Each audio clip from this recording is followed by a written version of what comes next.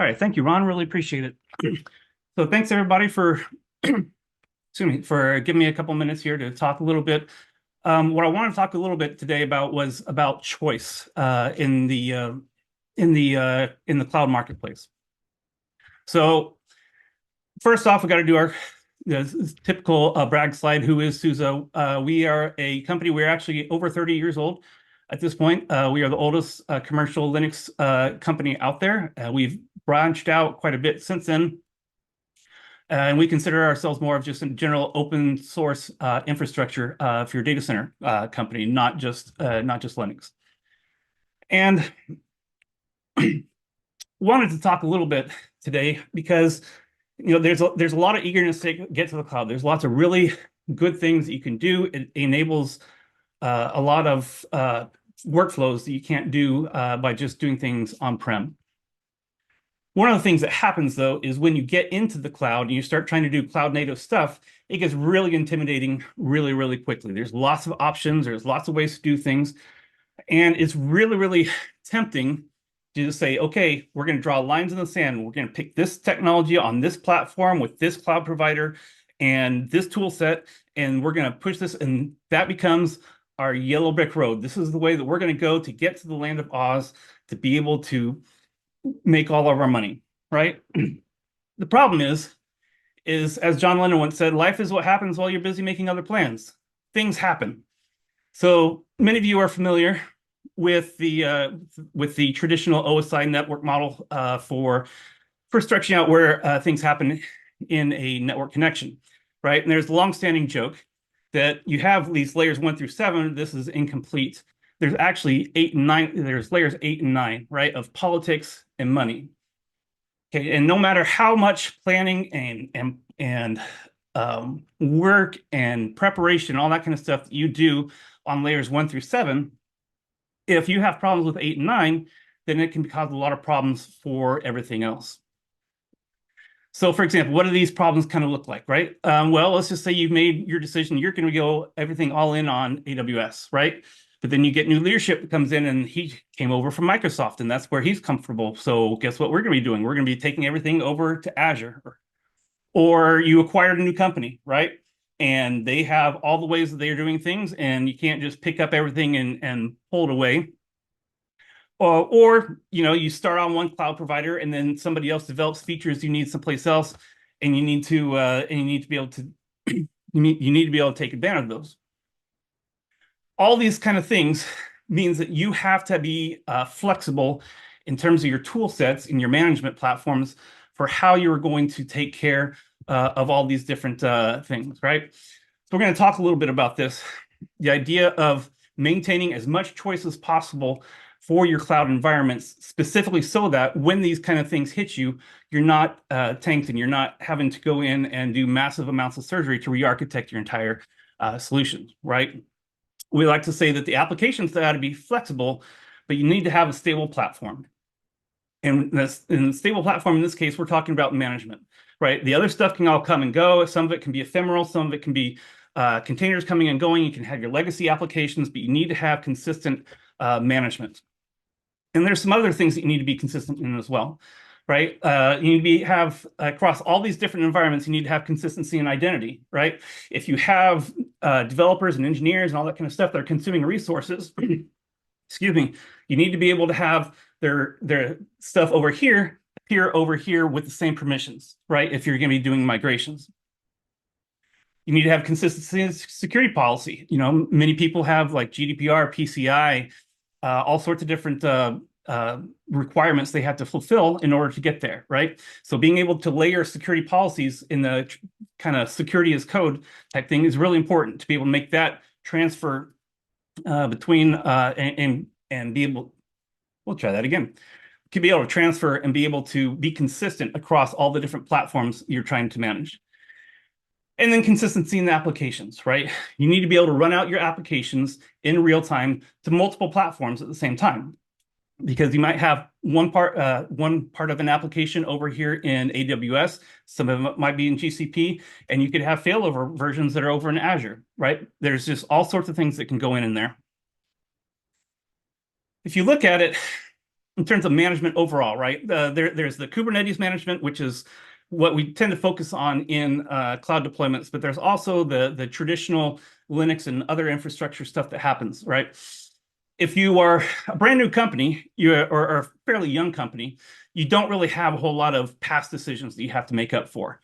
Unfortunately, if you've been around for a little while, you find out that your data center is kind of like the Hotel California, the old song, right? Things check in, but they never check out.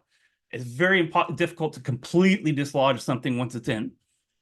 And as such, you can say that all of your IT environments, as nice and ordered as we want them to be, it all just kind of starts to fragment as we go along, not because we're doing things wrong, but because the necessities of life just require complexity to be able to pull it in. And as such, the idea of just having everything be the same so we don't have to worry about stuff is just not going to happen. So how do we do this? From a Kubernetes perspective, so SUSE purchased a company called Rancher a couple of years ago. Many of you may be familiar with Rancher. It's an open source platform that you can use for managing your Kubernetes clusters. And as many of you know, we are an open source company. That means everything we have is open source. So these are projects that you can consume in addition to products that you can purchase, right? And so one of the key benefits to management with Rancher is that you can actually come in and any cloud, any CNCF certified Kubernetes distribution, you can manage, deploy, and take care of inside of Rancher. So whether you're deploying out to AKS, EKS, EC2 instances, or on-prem with VMware or something, you can use Rancher to manage all those Kubernetes clusters in one specific place and treat them all the same. And by treat them all the same, if any of you have worked with Kubernetes before, the idea of trying to set up consistent role-based access control is really, really difficult to do, right? Because Kubernetes was built by Google's PhDs for their PhDs to use. And so there's a lot of complexity inherent to it because it's trying to do things on the scale of Gmail and things like that. So as such, when you are setting up users and stuff like that, for example, you can the pain and agony of getting that set up correctly is such that most people, instead of having this big, huge lake of resources that you can just allocate little chunks out to, they don't want to deal with all of that. So they end up just building individual clusters for each group and then giving them administrative access so they don't have to deal with any of that complexity, right? You need to be able to bring all those in, treat them all the same, and then you need to be able to have consistency across that, right? And so we provide authentication backends. It can be your Open LDAP, it can be Active Directory, whatever your authentication mechanism is. And you can take that and have it push out to all of your Kubernetes clusters, regardless of whether on-prem, in the cloud, wherever. We also have the ability to do deployment via Git, GitOps type stuff, right?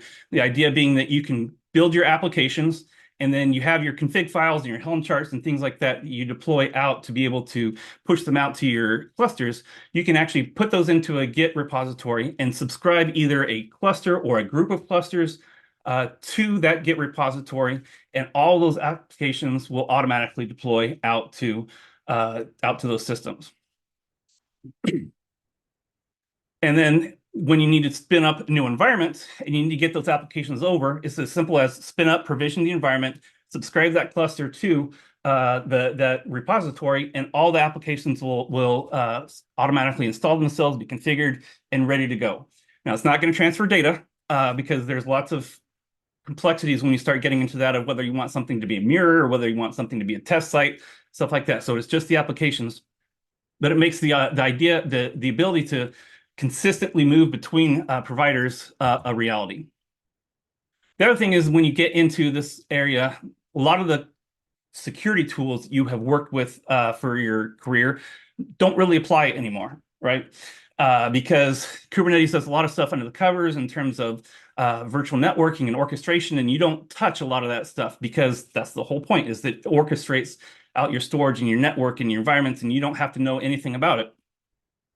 Problem is that now you have all sorts of data that's being passed back and forth There's a question about personal identifying information before for GDPR. All that stuff gets passed back and forth, could get passed back and forth, and you need to be able to stop that. So we have tools in place to be able to actually stop this at the network level. So most Kubernetes security applications actually work through what's called the Berkeley packet filter, where they trap packets at the target, and they decide then, are we going to allow this to get processed, or are we just going to drop it? And most of the time, even if it's not supposed to go there, it'll still accept the packet, but it'll just give you a notification that, hey, this thing came through that wasn't supposed to be here, right? So you have all sorts of problems there because data's already traversed boundaries that it shouldn't have, and then it could get accepted by the target system, even if it's not supposed to go in there. And that's problematic. We offer the ability to be able to do actually at the network level, be able to analyze this stuff, analyze the data, do DPI to pull those packets apart and see what traffic is allowed to talk to what pieces of whether it's other clusters within Kubernetes or external things. And you can interpret these so that you can say point A is allowed to talk to point B, and then you can say point C is allowed to talk to point D, but they can't transfer across any social security numbers, or they can't transfer across credit card numbers. And you can get that granular in terms of how things are allowed to communicate inside of the cluster. And again, it happens at the network level, so data does not traverse boundaries that it's not supposed to. In the interest of time, I'm going to move a little bit quickly through here. That takes care of the kind of the Kubernetes side of things. Rancher gives you the ability to be able to tie all that together. You still have traditional infrastructure, even if you are doing stuff in the cloud. You still have Linux. You still have to keep stuff up to date. You have to audit it. You have to be able to control it. We have tool sets that are available for that. Again, let you go in and manage your entire Linux environment. So it's not just SUSE's Linux distribution. You can have Red Hat and its variants, and you can have Ubuntu and Debian, and those can all be managed from within a single console. And that can scale up to millions of clients. We've done some huge installations that have gone into the hundreds of thousands. The million is kind of a theoretical thing, but I have seen it go into the hundreds of thousands. And then you can automate the auditing and the security policies for across the entire landscape. And so that gives you the ability to audit, for example, on a CVE basis, where you can say, hey, new thing has come out, new bug is released, we've got the CVE, what's our exposure? You can plug it in, and it'll automatically audit all your systems and tell you which systems are impacted, which ones are impacted and have a patch available to them, which ones are impacted and do not have a patch available to them yet, and give you all that stuff and lets you just, the ones that have a solution available, you can actually just grab them, create a system set, and patch it right away. It also gives you the ability to do SCAP-based compliance. So if you're doing top secret type work, we do have EAL4 plus certification, and we do have a STIG available. So if you want to be able to do that kind of thing, and you need to be able to audit use your STIG files to go into and audit the systems, you can do that through here. So the nice thing is, again, talking about modularity in here and choice, we offer a lot of things. There's the different layers right here, right? You've got the layer of the Kubernetes and all that kind of stuff that are kind of intermediating between the hardware and the applications. You've got operating system level type stuff with traditional infrastructure. And the nice thing is we play well in the sandbox with all the different things. We do not say, all of our tool sets work well with our competitors and with our own stuff, so that you can have practical, realistic deployments and management for your systems. So hopefully I got that all out and that was intelligible. Do you have any questions that you guys would like to that come up as part of this?